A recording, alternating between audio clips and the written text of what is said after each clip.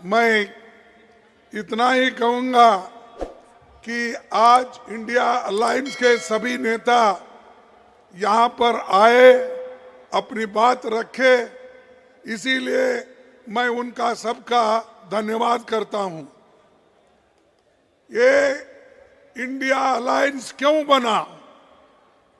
India alliance इसलिए बना जो मोदी जी, शाह, इन्होंने डेमोक्रेसी को खत्म करने का एक बीड़ा उठाया है। देश के संविधान को खत्म करने का इन्होंने बेड़ा उठाया है। दलितों को, मजदूरों को, किसानों को, महिलाओं को कुचलने का काम इन्होंने किया है और अभी भी कर रहे हैं। इस देश के डेमोक्रेसी को खत्म करने के लिए ही 146 एमपीज को इन्होंने बाहर निकाला। कोई कुछ नहीं बोला। हमारे राम गोपाल यादव जी यहाँ नहीं है, उन्होंने बहुत दूर बैठे थे। ऐसे कई जो 147 एमपीज में दूर दूर बैठे थे, मुंह भी नहीं खोले थे, बोलने का बात उनको समय भी नहीं मिला, लेकिन उसको सस्पेंड किया गया। सस्पेंड करने के बाद हमने बाहर सभी मिलके गांधी स्टैचू के पास सत्याग्रह किया, धरना किया। तब जो हमारे सदन में सरकार के तरफ से ये आता है, मुझे बहुत धक्का लगा कि एक संविधान के उच्च पद पे बैठते हैं ऐसे लोग कहते हैं कि मैं एक फलाना जाति का आदमी हूं, इसीलिए मुझे इंसल्ट कर रहे हैं। अरे अगर आप देश के संरक्षक करने का अधिकार लिए हैं, संविधान के तहत आप चलने का वायदा किए हैं, तो आप जात पात की बात अंदर करते हो और जात पात पे चलने की बात करते हो। अगर आपकी हालत यही है तो मेरे जैसे दलित की हालत क्या होगी?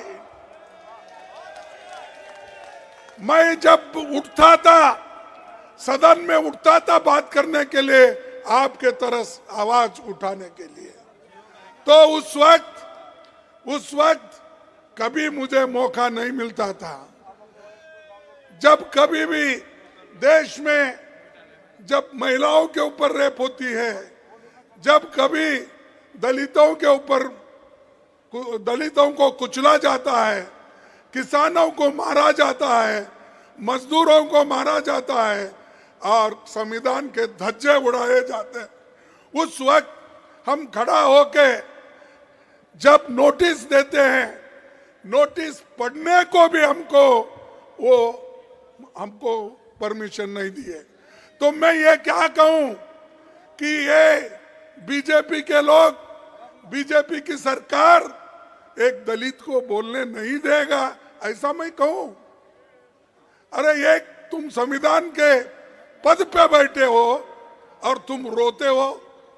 अरे संविधान चलाओ, संविधान के तहत, डेमोक्रेसी के तहत सबको बात करने का हक है और वो आजादी आप छीन नहीं ले सकते। वो आजादी हमको मिली है जवाहरलाल नेहरू से, वो आजादी हमको मिली है महात्मा गांधी से, वो आजादी हमको मिली है डॉक्टर अंबेडकर से। इन्होंने तैयार करके दिया, लाखों लोग कुर्बानी करके आजादी दिलाए और आप लोग, आपके घर में कोई एक चूहा भी नहीं गया आजादी दिलाने के लिए, है गया? और वो हमको कहते हैं देश को ये बर्बाद कर रहे अपोजिशन के लोग, देश को ये लोग यहाँ पर डेमोक्रेसी नहीं चलने देते, ये कहते हैं। सबको बाहर निकाले आप, सभी एमएलए को, सॉरी सभी एमपीज को आपने बाहर निकाला और सभी कानून अनअपोज्ड आपने पास कर लिया। 3 क्रिमिनल कानून ऐसे हैं, आगे आने वाले दिन में वो सारे सिटीजन्स को सताएंगे। अच्छे कानून को हम स्वागत करते हैं। किसानों के लिए भी ऐसा ही किया, मजदूरों के लिए भी ऐसे ही कानून लाए। तो इसलिए भाइयों, हमको लड़ना है और ज्यादा से ज्यादा एक होकर हमको लड़ना है। तो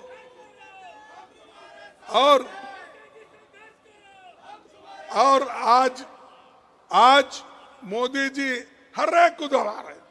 हमारे कार्यकर्ताओं को जहां कहीं इलेक्शन आता है, उनको ईडी का डर, सीबीआई का डर, इनकम टैक्स का डर। अरे कितने डराते हो? अरे ये अपोजिशन पार्टी कांग्रेस ये डरने वाली नहीं है, झुकने वाली नहीं है। अगर आप कितनी भी कोशिश करो, आप मोदी साहब, आप कितनी भी कोशिश करो हमको मिट्टी में दबाने की, हम बीज हैं, बार बार उठने की आदत है हमको। हम तो तुम दबाने की कोशिश करते हो तो हम उठते हैं, और देश को बचाने के लिए, संविधान को बचाने के लिए, लोकतंत्र को बचाने के लिए हम सब एक होकर लड़ रहे हैं। मुझे खुशी है कि सारे अपोजिशन के नेता एक हो गए हैं। अब जब सब लोग एक होते हैं, तब अकेला मोदी कुछ नहीं कर सकता। और मोदी जी को इतना घमंड आया है, इलेक्शन से पहले ही कहते हैं कि 400 सीट जीतेंगे। तो क्या मतलब भाई? 400 सीट जीतने का क्या है तुम्हारे पास? इतने पॉपुलर तो नहीं है, क्योंकि मैं देखा हूं जब कर्नाटक में आए, हर जगह फिरे, गली गली फिरे, हार के आए। तेलंगाना में गली गली फिरे, हार के आए। हिमाचल में गली गली फिरे, हार के आए। ऐसी क्या बात है?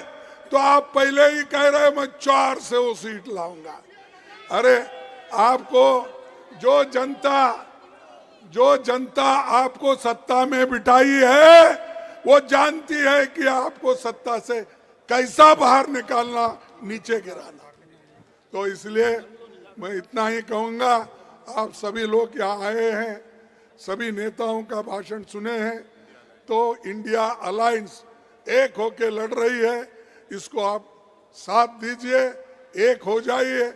और मैं सभी मीडिया से भी अपील करता हूं, जो सच है वो तो बताइए, जो सच है वो तो कहिए, जो सच है वो तो लिखिए। इतना ही मैं आपको कहूंगा। और आप सभी को, युवाओं को, और जो ये अनएम्प्लॉयमेंट का प्रॉब्लम है, जैसा राहुल जी ने कहा, और इन्फ्लेशन का कीमतें बढ़ रही है, इसके बारे में हमको ज्यादा सोचना है। उस नजर से आप देखकर एक हो जाएंगे और आगे हमको पूरा सपोर्ट करेंगे। इतना कह के मेरे भाषण को समाप्त करता हूं।